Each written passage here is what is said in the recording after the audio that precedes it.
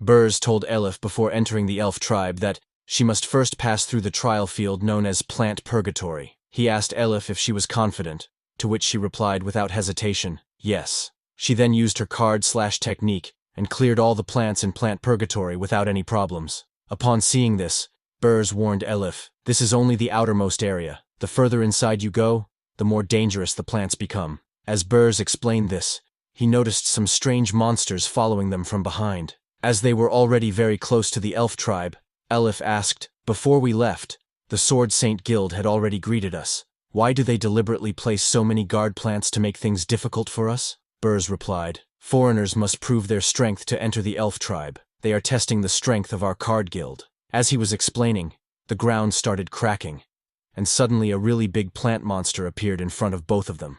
Burrs told Elif that this monster was the 5 elements P, and that it was also the final level. Upon hearing this, Elif questioned, why do you say that? Meanwhile, the plant monster began attacking, shooting pea grains. Burrs instructed Elif to use combo skills. Both of them used the cross-split technique and killed the plant monster. Upon seeing how they defeated the plant monster, Elif remarked, the guard plants in the last level don't seem really strong. Hearing this, Burrs warned Elif, don't take it lightly.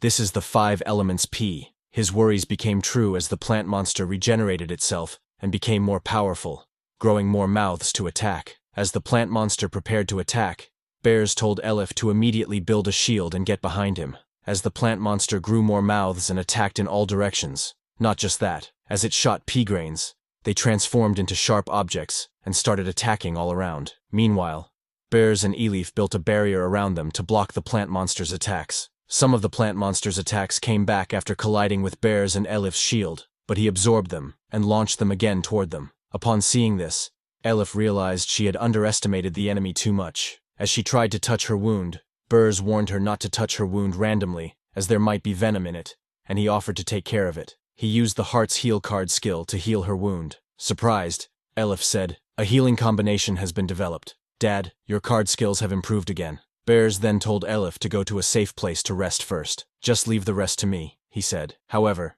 Elif disagreed, saying she could still fight. Seeing her determination, Burrs cautioned her, be careful. This plant is getting serious. Suddenly, the plant monster grew another 4 mouths.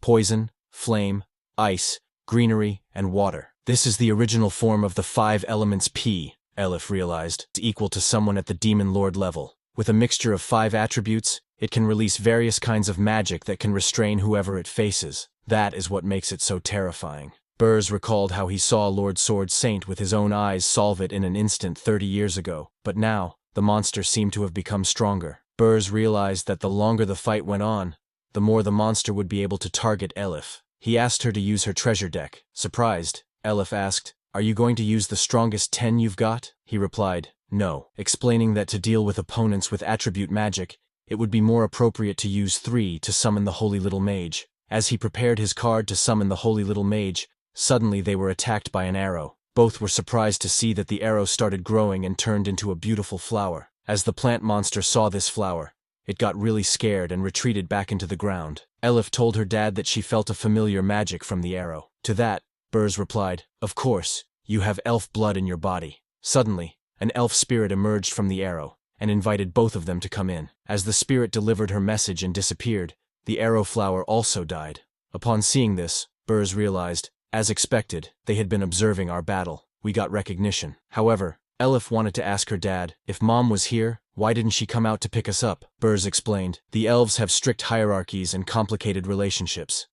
In order to protect us, your mom chose to return to the Holy Land, and it has been 16 years. But he assured Elif, your mom's love for you will never change. As for the truth, we have to find out for ourselves as we enter the elf tribe. The people of the elf tribe were not really happy to see them. Mockingly, one remarked, it's a human race, and there's also a hybrid. Another added, I heard they are here on behalf of the Sword Saint Guild. They will definitely want to ask us again. Sure enough, they are indeed an inferior race, and I feel like they have a bad smell on them. Yet another said, yeah, it's really annoying. Upon hearing this, Elif asked Burrs, why are they hostile to us? Burrs explained, because most of the people here have never left the elf tribe in their lives. They are more wary of people from the outside world. He reassured Elif, telling her not to worry too much. However, She noted that there are quite a few elves in the high-level guilds outside. If the elf tribe is so good, why would they go out? She questioned.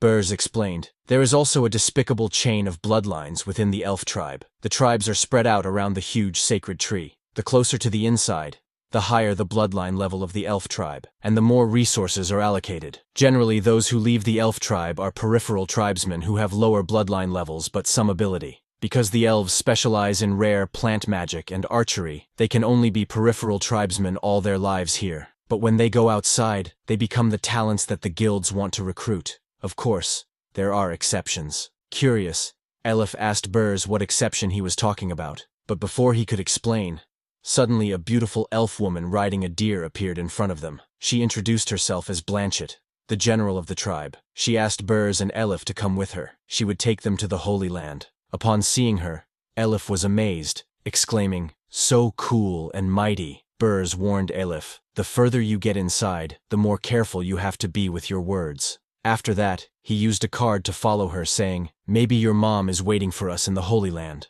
As they followed Blanchett, the general of the tribe, Elif noticed that the trees were making way for them. Upon hearing this, Burrs explained, "This is the guard barrier. If there are no high-level elves to lead the way, it will trap intruders in the forest labyrinth."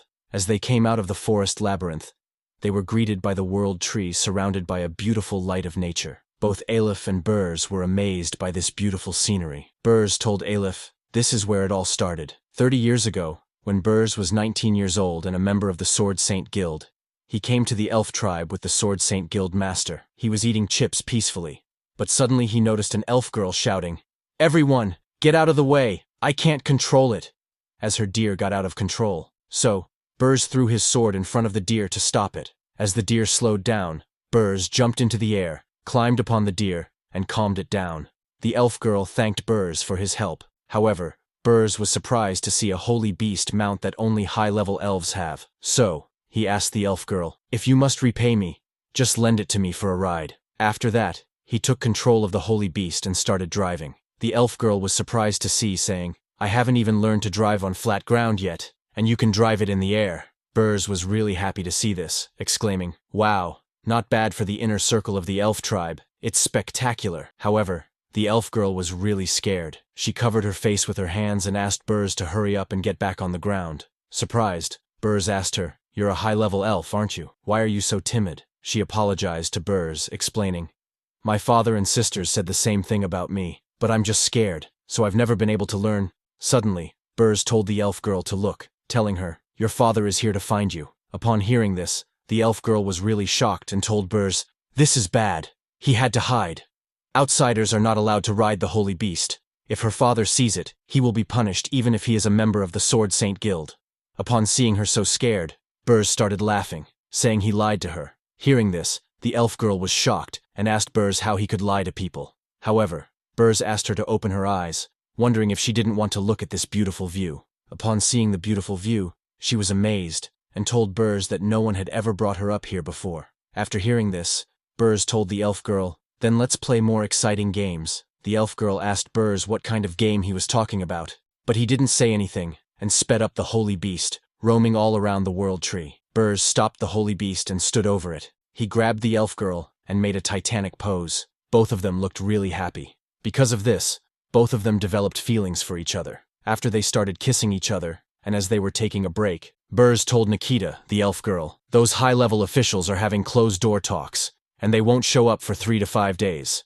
So don't worry about it." Upon hearing this, Nikita told Burrs, "I really envy you. The smell exuding from you is pure happiness, without a trace of anxiety. I want to live as freely as you, and I also want to go outside and see the world." Burrs asked Nikita, "What's so hard about that? I'll show you." He had only just joined the Sword Saint Guild, but he was already a great newcomer known as Iron Guts Burrs, and he had been on many adventures. Upon hearing this, Nikita became really happy and asked Burrs if he could really take her out. Burrs replied, "Of course," but he was a little nervous because Nikita was a high-level elf. He told her, "Your life in the tribe should be much better than mine, right? Why do you always want to escape from here?" he questioned. Nikita explained that the so-called good things here were actually shackles. The election for the patriarch was about to be held, and several uncles wanted to join forces to take her father's place. Her father wanted to solidify his support, so he gave her to one of the uncles. Upon hearing this, Bers tried to comfort her, saying, "Although I don't know the relationship between elves,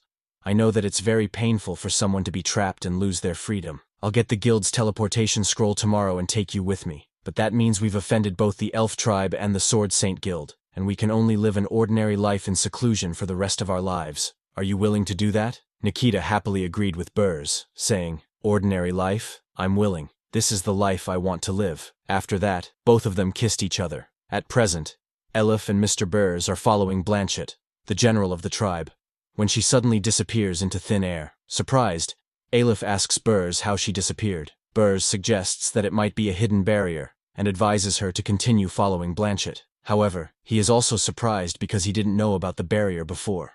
As both of them enter, they are shocked to see a completely different environment on the other side of the barrier. Blanchett, the general of the tribe, stops the holy beast in front of the elf tribe elders and thanks the holy beast for its hard work, asking it to go and wait for her. She then kneels in front of the elders and tells them, "Mission has been completed." Upon seeing them, Elif asks Bers, "Who are those people?" Bers tells her that they are the leaders of the elf tribe. He also warns her to be careful about what she says in front of them. Suddenly, Elif starts feeling nauseous, sensing that someone is not really happy to see her. One of the elders asks Blanchett to step aside. She introduces the elders: Vertan, one of the leaders of the elf tribe; Elrond, also one of the leaders; and lastly Avari, who is really happy to see Bers after such a long time. Bers is also happy to see Elder Avari again. He greets all the leaders of the elf tribe. However, Elrond does not look happy after seeing Bers. Avari, noticing the awkward environment, changes the subject and asks Bers,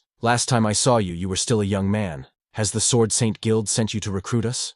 Bers clarifies, "To be precise, my Card Guild and the Sword Saint Guild have reached an agreement to build the Heroes Alliance to defeat the Dark Guild. This time, he specifically invited the elf tribe to join them." Upon hearing this, Avari smiled and said, "Bers, although the guild you established suddenly became famous, we are also very aware of the Sword Saint Guild's decline." Vertan told Bers that Lord Sword Saint had been out of sight for at least 3 months. "Without such important combat power, is there any point in forming this alliance?" he asked. Bers explained to them, "That's why I came to the elf tribe. One more request was to ask a few people to activate plant magic and let the trees and insects help find traces of Lord Sword Saint. Lord Sword Saint was only 1 step away from breaking through to the Demon King level. There was no way she would fall. You and Lord Sword Saint are old friends, so you should know her strength very well." However, Avari explained that to activate all the plants outside the elf tribe and such a huge magic, they would have to pay a high price. She asked Bers, "What can you provide us as compensation?" Upon hearing this, Elif told them, "This is not the time to care about personal gains and losses. If we don't find Lord Sword Saint as soon as possible, the power of the Dark Guild will come to our area sooner or later." However, Vertan did not like this response, saying, "Wild girl, that must be based on reciprocity. Do you want to be on the same side as us? You have to have that qualification first." So, she used her magic and grew another plant monster. She told Bers, "The 5 elements P is just the threshold for the power of the Demon Lord level. If you can withstand this attack, then we can talk about an alliance." As the plant monster prepared his attack, Elif asked Bers what to do. Bers reassured her, "Don't worry, Dad will handle this." Meanwhile, the plant monster prepared his attack, light cannon, and shot towards Elif and Bers. The attack was so powerful that it created a huge explosion.